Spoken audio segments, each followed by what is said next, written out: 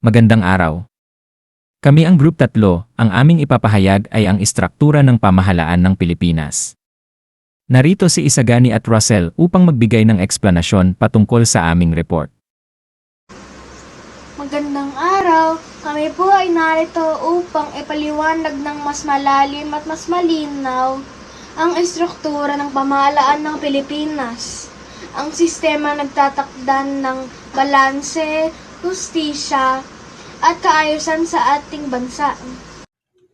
Ang pamahalaan ay nahati sa tatlong sangay na may kanya-kanyang tungkulin. Lahat sila ay kailangang magtulungan upang matiyak na ang mga batas ay nagagawa, na ipatutupad at na ipapaliwanag ang tama. Narito naman si Summer upang ipaliwanag ang ehekutibo na unang sangay ng pamahalaan.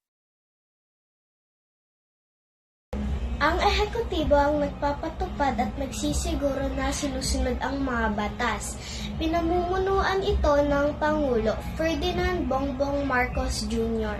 na siyang kumakatawan sa bansa, namumuno sa militar at nagtatakda sa pambansang direksyon.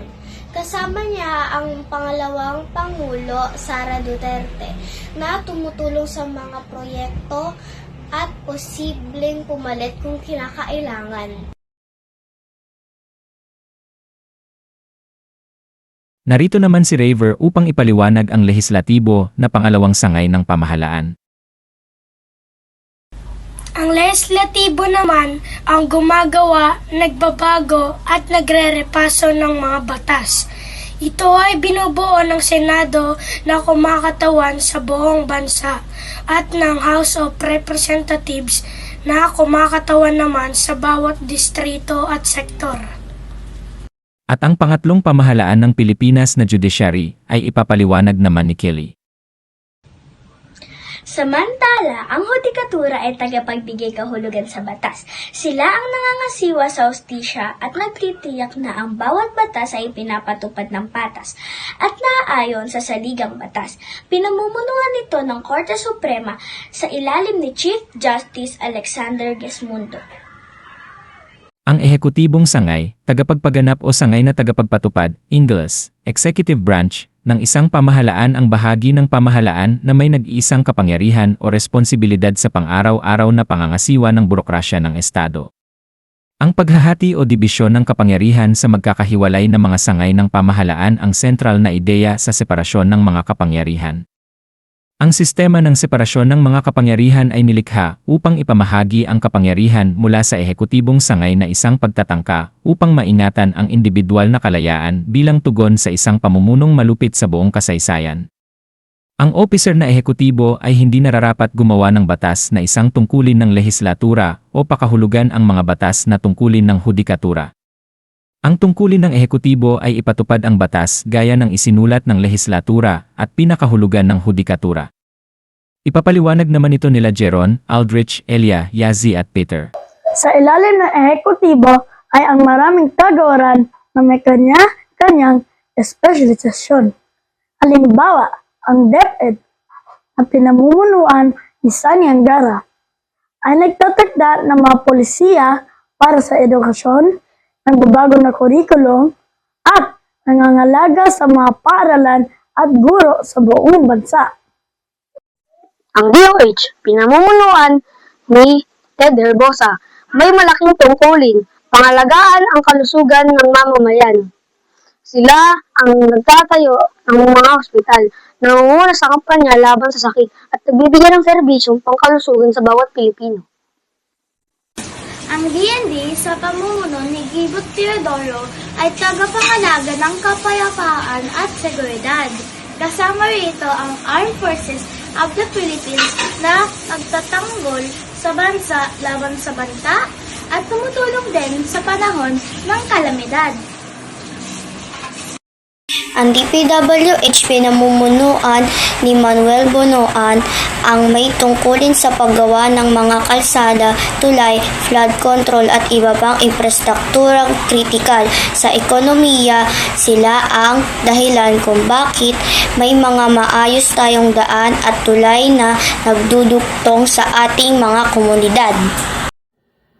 Kasama rin ang iba pang mahalagang kagawaran tulad ng DSWD para sa proteksyon at tulong panlipunan, DILG para sa pamahalaang lokal at kapayapaan, DENR para sa kalikasan at likas na yaman, DOJ para sa katarungan, DOF para sa pambansang pananalapi, DOLE para sa trabaho at karapatan ng manggagawa, DOT para sa turismo, DTI para sa negosyo at industriya, DAR para sa reforma ng lupa, DFA para sa ugnayang panlabas, DOTR para sa pampublikong transportasyon,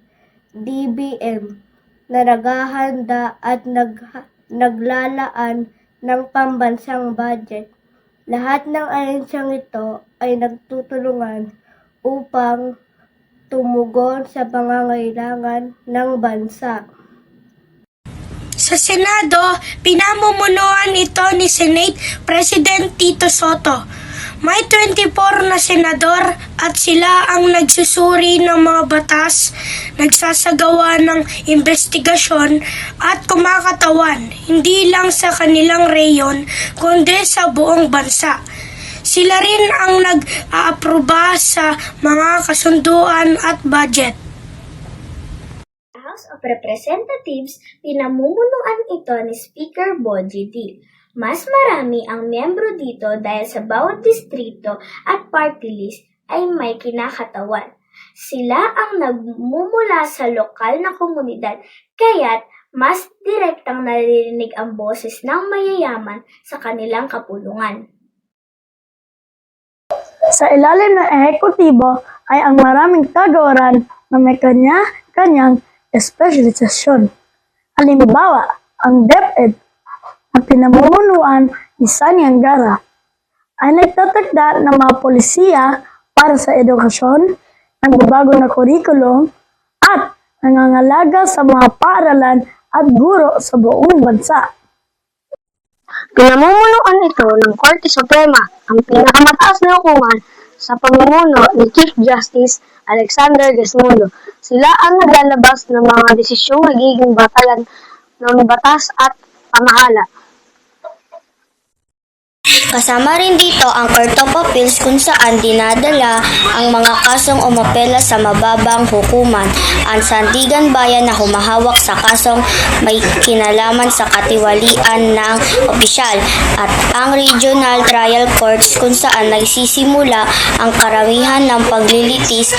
Ang bawat hukom ay may mahalagang tungkulin sa pagtiyak na ang hustisya ay naipapamahagi ng pantay-pantay. Ang tatlong sangay, ehekutibo, legislatibo at hudikatura ay parang tatlong poste na sumusuporta sa isang bahay.